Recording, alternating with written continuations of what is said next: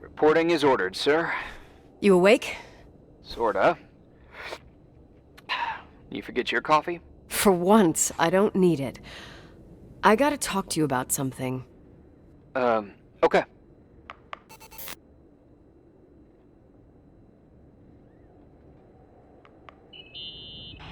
Here I am. You didn't tell me you knew Leonard. I thought we'd been through that. Let me finish. I spent the night going through his stuff, and I want to know what you think. About what? You obviously know more about this place than I do. About what went on here, since I left at least. Ooh, what do you mean, you went through his stuff? What are you looking for? Someone calls me and says Rachel is alive. Then a lipstick appears out of nowhere. It feels like something weird's going on. Rachel is dead. I really don't know what to think. It's just that... Look, the storm is dying down. You'll be able to leave soon and go back to your life. And you can forget about the whole thing, like you did 10 years ago. What do you care about this old business? It's not worth losing sleep over just to play detective. I'm not busy at the moment. I want to follow my instinct. Haven't done it in so long, and it feels like things don't add up here. Okay, let me hear what you're thinking. If there's one thing Leonard taught me, it's that you gotta listen to what's buzzing in your head. First, it might just be a confusing noise, but if you connect the dots, then it starts making sense. And right now, I've got a beehive in my head. All right, let's go hunt some bees then.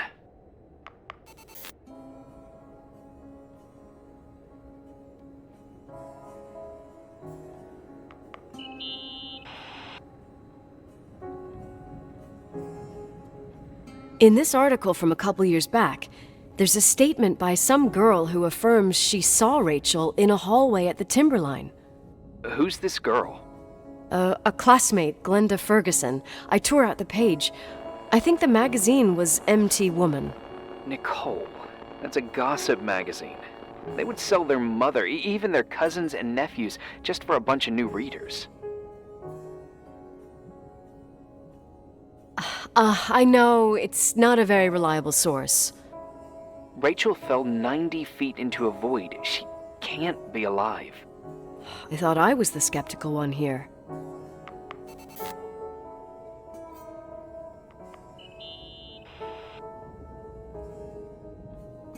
So, listen to this.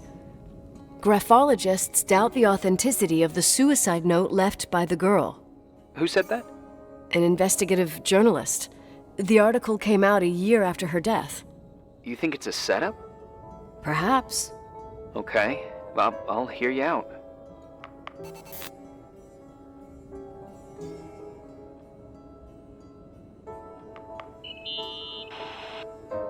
I found a copy of the local paper, dated December 29th, 1981, the day that the body was discovered.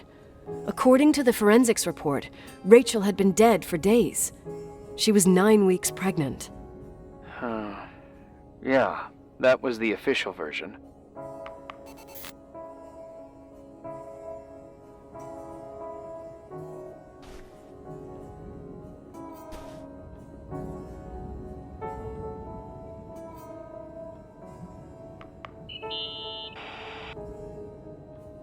You know, I can't stop thinking about Rachel's father. Reverend Foster. He was a very strict man. Harsh, even for pastor standards. He and Leonard spent hours debating the nature of reality, the universe, and God. Well, opposites often attract. Do you ever see him?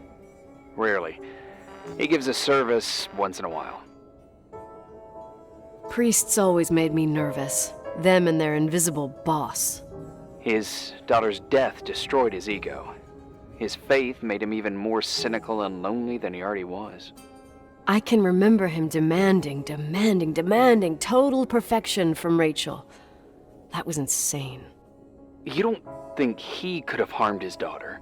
Hey, no. But even Reverend Foster is a player we shouldn't underestimate in this story. Just saying. Right.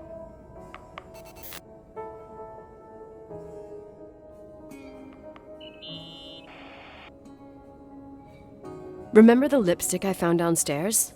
Yep, you made a big deal about it. It doesn't smell. Should it? After they've been open for a while, lipsticks smell really bad. Maybe there's been other women. I mean, From what I gather, Leonard was a sort of recluse. And don't forget, the lipstick is really old. could the cold have preserved it? Possibly. Anything else?